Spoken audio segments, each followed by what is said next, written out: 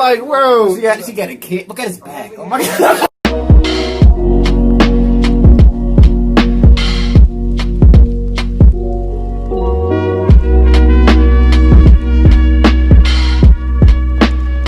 About sliding and shit. Cuban Gooding Jr.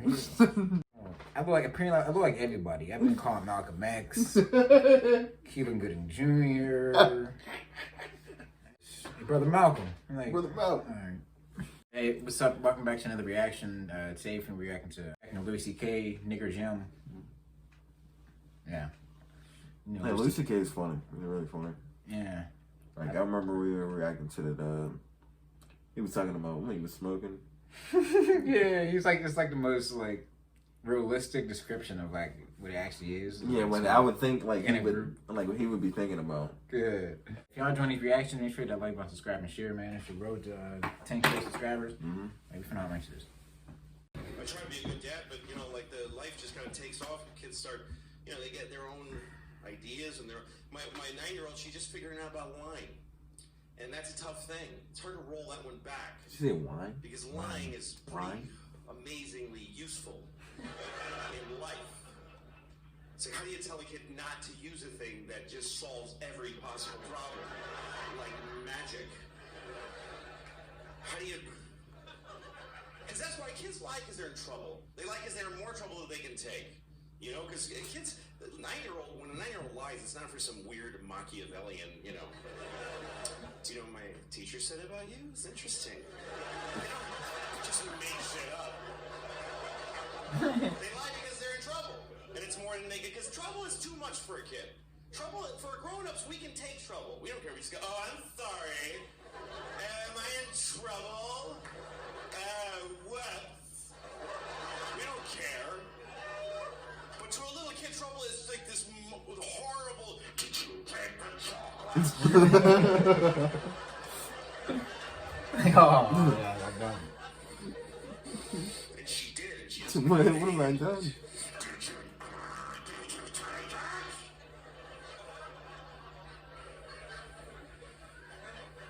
No? Well, all right then, have a nice day.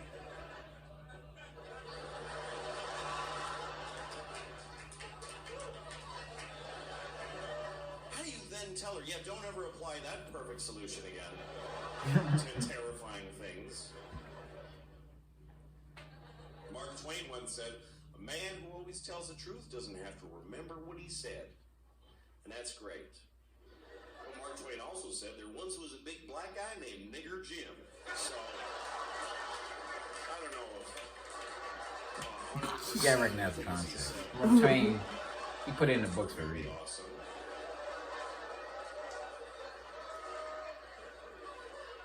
Really, Mark Nigger Jim, you're gonna go with... It's the best you could do. To name it, yeah, got him a nice ring to it, Nigger Jim. Yeah, well... Nigger Jim. Nigger Jim. You got a nice ring to it. Black Mike, I mean, just a little... Take it down one notch of the... Thanks for that, Mark.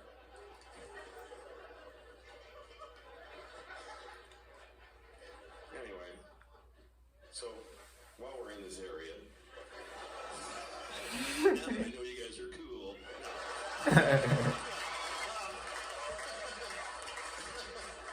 I wouldn't even say that.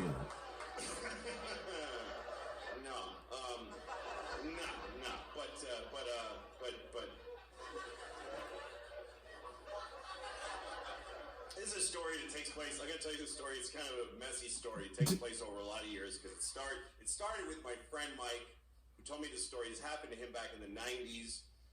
He was going home for Christmas, and he lives in Connecticut. He grew up in Connecticut in some shitty shit town in shitty Connecticut. And he didn't like going home. He's one of those people. He came from a place, doesn't like it anymore, and he goes back. He doesn't know how to handle his family, you know, and he came from a family of white racists that he doesn't like going home, but it's still home. So he went home for Christmas one year, and everybody's hanging out during the day, talking, having lunch, and his father and his brother both work at this factory, and his brother's grousing about his day at work, and he goes, yeah, and then this fucking nigger fell asleep with the forklift. My friend Mike heard that and went, oh, God, why am I part of this people? I hate this. And he felt bad. And that night he's in the kitchen and he's having a warm milk or whatever. Warm milk? That's That's disgusting. Warm milk? Yeah, I tried that. That's nasty. Nasty. I don't even know why people even drink that. And his cousin comes downstairs. Who's staying at his cousin. He likes his cousin. That's the one person he always felt connected with. And his cousin's like, "What's wrong, man?" And he says, "Well, geez, I come home and I hope that everything would be, normal. But then my brother says, oh, he's about the factory and this nigger fell asleep with the forklift." And his cousin goes, "Oh my God, the nigger fell asleep with the forklift?" So this is the first part of the story. Okay, so Mike tells me that story about how he's just not listened to by anybody in his family. And then later on, I get a job writing on a TV show for Cedric the Entertainer. Great guy. And he had a show and he hired a writing staff, half white writers, half black writers. So at lunchtime, we talk about race. It was just, we'd have these provocative, interesting conversations, trading notes about race, the white writers and the black writers. And I told that story.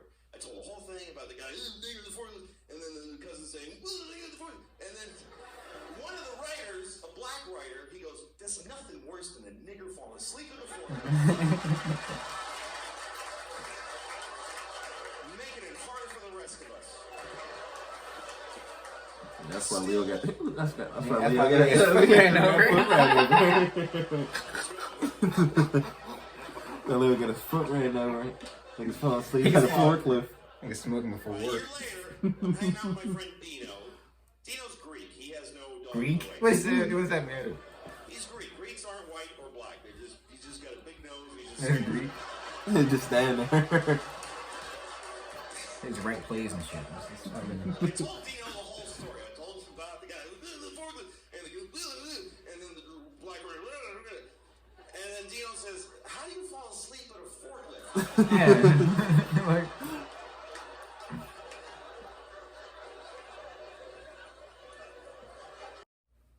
how do you fall? Yeah, how do you fall asleep? Like all that On a noise is forklift. going on around you.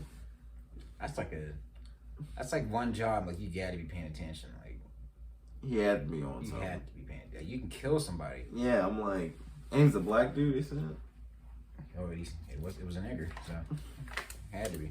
fell asleep at a forklift.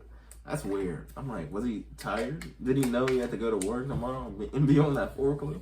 Oh yeah, if you enjoyed the reaction, make sure to like, button, subscribe, and share, man. The road to Lucy 10K. K. Yeah, Lucy K. Funny as hell. Mm-hmm. But yeah, we'll see you next time on LBB. Peace. Peace.